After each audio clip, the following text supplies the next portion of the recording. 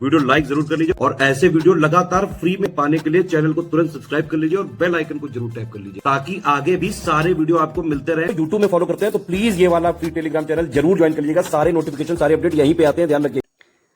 तो दोस्तों एक बार फिर से आपका स्वागत है CSAT प्रिपरेशन के इस यूट्यूब चैनल पर। आज की इस वीडियो में हम लोग ROA री एग्ज़ाम के लिए टेस्ट नंबर 9 के पार्ट 2 का डिस्कशन करेंगे। देखिए इस टेस्ट में कुल 30 प्रश्न थे, तो हम लोगों ने इसको 2 पार्ट्स में डिवाइड किया था, क्योंकि एक वीडियो मुश्किल से हम लोग 10-15 मिनट की रखेंगे, नहीं रखेंगे। सिविल सर्विसेज के एग्जाम में CSAT मतलब मैथ रीजनिंग का रोल उतना ज़्यादा नहीं होता है, सिर्फ क्वालिफाइंग नेचर का होता है, इसलिए इसको थोड़ा थोड़ा हम लोग पढ़ेंगे, बाकी टाइम GS को दिया जाएगा। तो चलिए हम लोग बढ़ते हैं पार्ट 2 की ओर। इसमें 16 से लेकर 30 तक कुल 15 प्रश्न हैं। आप वीडियो को पूरा अंत तक देखिएगा। कितने क्वेश्चन आपके सही बने आप कमेंट करके ज़रूर बताइएगा। चलिए अब प्रश्न संख्या 16 देखते हैं। यहाँ पर दिया है, नीचे एक शब्द के अक्षर दिए गए हैं जिन्हें फिर से व्यवस्थित किया गया है। अक्षरों को ठीक से व्यवस्थित करें और सही शब्द ढूंढें। सही शब्द का अंतिम अक्षर क्या है आपको ये बताना है। देखिए यहाँ पर PIEROSM दिया है। देखिए इस प्रकार के प्रश्न जब भी मिलेंगे ना, पूरी तरीके से डिपेंड करता है कि इंग्लिश में आपकी वोकैब पावर कितनी बेहतर है। अगर आपको इसका वोकैब पता चल गया तब तो आप टिक कर लेंगे, नहीं पता चला तो फिर कोई बात ही नहीं, तब प्रश्न नहीं बनेगा। ये जो मीनिंग है ना, ये इम्पोजर है, IMPOSER। इम्पोजर का मतलब होता है थोपने वाला। तो जब इम्पोजर बनेगा तो अंतिम में सबसे R आएगा, तो इसका सही उत्तर बनेगा विकल्प 1। तो अगर ऐसे प्रश्न आएंगे तो ये पूरी तरीके से डिपेंड करता है कि भाई आपको मीनिंग याद है कि नहीं। अगर याद है तो ठीक है, नहीं याद है तो फिर कोई बात नहीं है।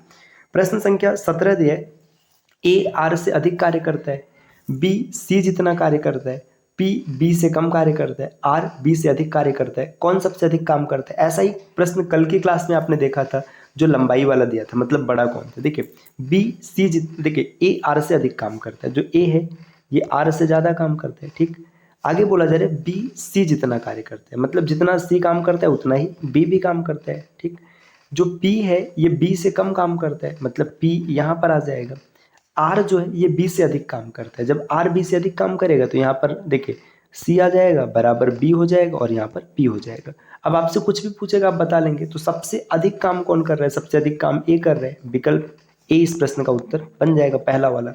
देखिए दोस्तों आप यहाँ पर कुछ नंबर देख पा रहे हैं। अगर आप टीम के पेड कोर्सेज को ज्वाइन करना चाहते हैं, ROA UPPCS जैसे एग्जाम के कंप्लीट प्रिपरेशन के लिए, तो आप इनमें से किसी भी नंबर पर कॉल या व्हाट्सएप कर जानकारी प्राप्त कर सकते हैं। ये ज्ञान सर का व्हाट्सएप नंबर है, आप यहाँ से व्हाट्सएप के माध्यम से भी जानकारी ले सकते हैं। अब बढ़ते हैं आगे अगले प्रश्न पर। अगला प्रश्न यहाँ पर दिया है, रचिता 8 दिन पहले फिल्म देखने गई थी, वह केवल शुक्रवार को ही फिल्म देखने जाती है, तो आज सप्ताह का कौन सा दिन है। ठीक है भाई, जैसे रचिता है वो खाली फ्राइडे को फिल्म देखने जाती है। ठीक, आज से 8 दिन पहले फिल्म देखने गई थी। ठीक, मान लीजिए जिस दिन गई थी, आज से जैसे आज यहाँ पर टुडे है ना, तो आज से 8 दिन पहले जब वो फिल्म देखने गई थी, तो आज कौन सा दिन है यही बताना है। फ्राइडे से जब 7 दिन फिर बीतेगा ना, तो यहाँ पर भी फ्राइडे ही हो जाएगा, और ये जो 8वां दिन रहेगा ये सैटरडे होगा, तो सीधी सी बात है आज शनिवार है, दूसरा इसका उत्तर बनेगा। प्रश्न संख्या 19 दिया है, नीचे दिए गए अनुक्रम में विलुप्त संख्या आपको बताना है। देखिए 1 4 9 16, 1 का स्क्वायर, 2 का स्क्वायर, 3 का स्क्वायर, 4 का स्क्वायर, तो अगला 5 का स्क्वायर, 25 हो जाएगा। 25 देखिए सिर्फ एक ही विकल्प में है, तो यही इसका उत्तर बनेगा। बाकी हर में कैसे 17 है इसको भी देखते। देखिए 5 3 8, 8 3 11, 11 3 14, 14 3 17, तो 25/17 उत्तर बन जाएगा। अगला प्रश्न यहाँ पर दिया प्रश्न संख्या 20, निम्नलिखित 4 जोड़ों में से 3 एक जैसे और एक अलग है, उसी को बताना। देखिए पकड़ना, पकड़ा गया, ये सामान्य क्रिया और ये इसका भूतकाल क्रिया। बेचना, बेच दिया गया। हड़ताल, मार दिया गया। देखिए हड़ताल का मार दिया गया ये तो भाई सबसे अलग है, तो ये अलग हो जाएगा। बाकी गाना, गाया, ये भी सही है, तो तीसरा इस प्रश्न का उत्तर हो जाएगा। प्रश्न संख्या 21 पर आते हैं। 21 दिया है, निम्नलिखित कथन पढ़े और उत्तर दें कि निम्नलिखित तर्कों में से कौन सा मजबूत है। आपको पढ़ना और बताना है कि इसमें से कौन सा मजबूत है। कथन दिया है, क्या ग्रामीण प्रशासन में पंचायती राज व्यवस्था को जारी किया जाना चाहिए। अब इसका तर्क दिया है, हाँ, इनसे पिछले कई वर्षों के दौरान ग्रामीण लोगों में किए गए कई अच्छे काम किए गए। बिल्कुल सही है भाई, अच्छे काम किए गए तो इसे लागू करना चाहिए। नहीं, बेईमान लोग सिस्टम में प्रवेश करते और सक्षम व्यक्तियों के भविष्य को ध्वस्त करते हैं, तो ये निगेटिव है। निगेटिव तर्क को सही नहीं माना जाता, तो ये गलत हो जाएगा। सिर्फ एक पालन कर रहा है, तो इसका सही उत्तर हो जाएगा विकल्प 4, केवल एक इसका पालन कर रहे हैं। प्रश्न संख्या 22 यहाँ पर दिया है कि नीचे दिए गए प्रश्न में 1 और 2 लेबल वाले 2 कथन शामिल है। आपको यह तय करना होगा कि कथन में दिए गए डेटा प्रश्न का उत्तर देने के लिए पर्याप्त है या नहीं।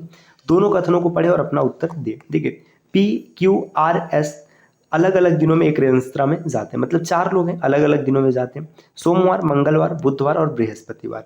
लेकिन वे उसी क्रम में नहीं जाएं ऐसा जरूरी नहीं है। क्यों किस दिन जाता है आपको ये बताना है। ठीक, ये एक पजल दिया है छोटा सा, इसमें 4 लोग हैं और 4 दिन रेस्तरां में जाते हैं, क्यों किस दिन जाएगा आपको ये बताना है। देखिए पी मंगलवार और बुधवार को नहीं जाते। अब इसका मतलब समझिए, पी मंगलवार को भी नहीं जाते और बुधवार को भी नहीं जाते, और एस जो है गुरुवार के दिन चला जाएगा। जब एस गुरुवार के दिन चला गया तो पी को जाने के लिए सिर्फ एक ही दिन बचा है। कौन सा दिन बचा है? सोमवार बचा है, तो पी को सोमवार को जाना पड़ेगा, है ना।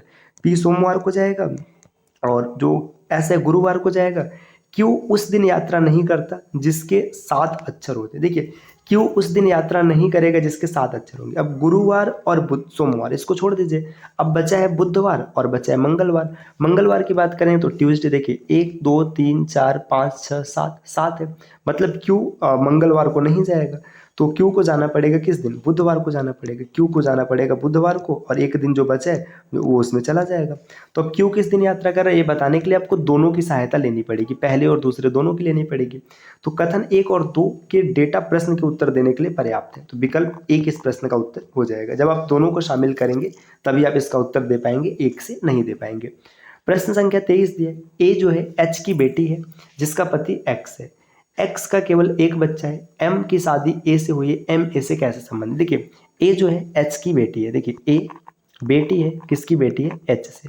ठीक, एच का जो हस्बैंड है वो एक्स है। अगर हस्बैंड एक्स है तो ये फिर ये महिला हो जाएगी और इसका पति हो जाएगा एक्स। ठीक, आगे बोला जा रहा है कि एम की शादी ए से हुई है, ठीक है, एम लड़की है तो ये एम इसका पति हो जाएगा, लड़का हो जाएगा। अब पूछा जा रहा है कि एम ए से कैसे संबंधित है, तो देखिए एम और ए का रिलेशन बताना है। देखिए एम ए का क्या हो जाएगा? हस्बैंड हो जाएगा, सीधी सी बात है। अब वैसे भी ना आप देखो ये प्रश्न, इसमें ट्री बनाने की कोई आवश्यकता ही नहीं है।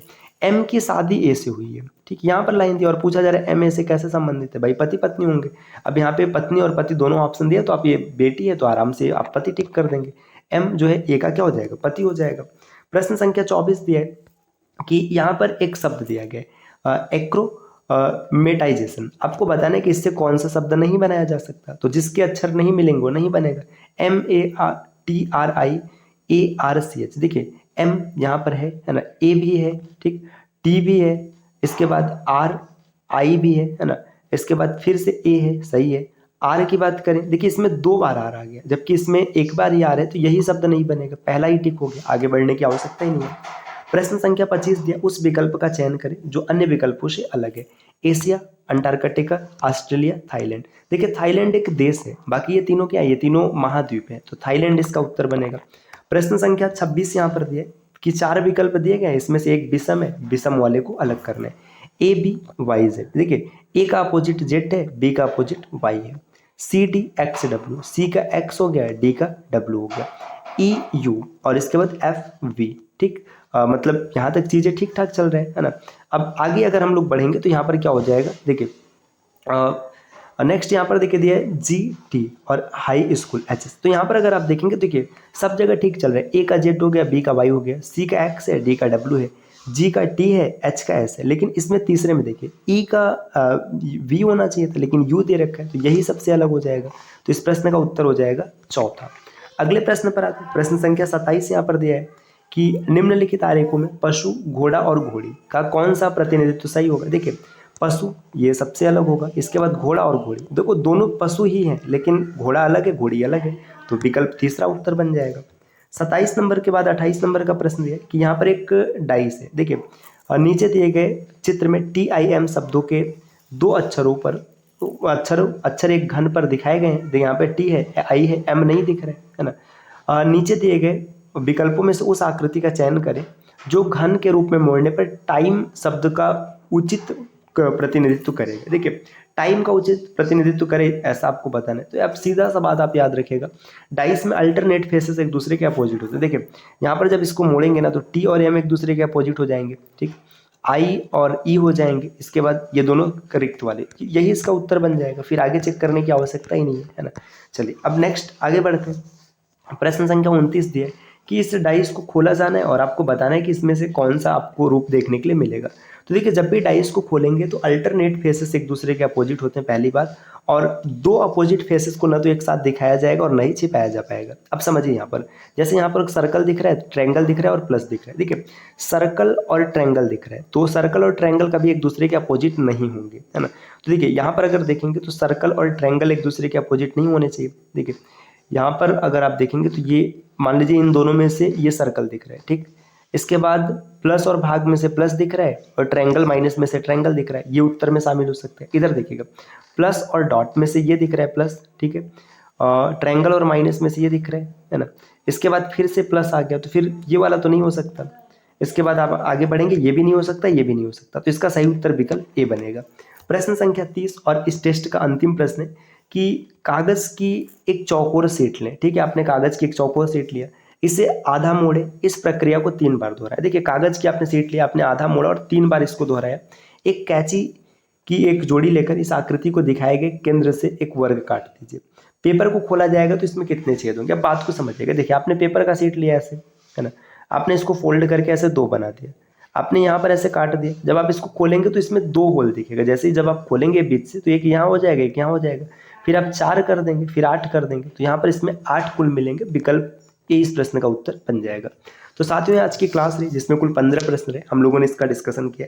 अगली क्लास में टेस्ट संख्या हम लोग देखेंगे 10 को। तो ये क्लास आपको कैसी लगी आप कमेंट करके ज़रूर बताइएगा। इस प्रकार के वीडियोस को लगातार देखने के लिए आप चैनल को सब्सक्राइब कर सकते हैं, और अगर आप ये PDF प्राप्त करना चाहते हैं तो आप इनमें से किसी भी नंबर पर कॉल या व्हाट्सएप कर इस प्रकार के टेस्ट सीरीज को प्राप्त कर सकते हैं। ये ज्ञान सर का व्हाट्सएप नंबर है, आप यहाँ से व्हाट्सएप के माध्यम से भी जानकारी ले सकते हैं। मिलते हैं आपसे नेक्स्ट वीडियो में कुछ नई इन्फॉर्मेशन के साथ, तब तक के लिए नमस्कार।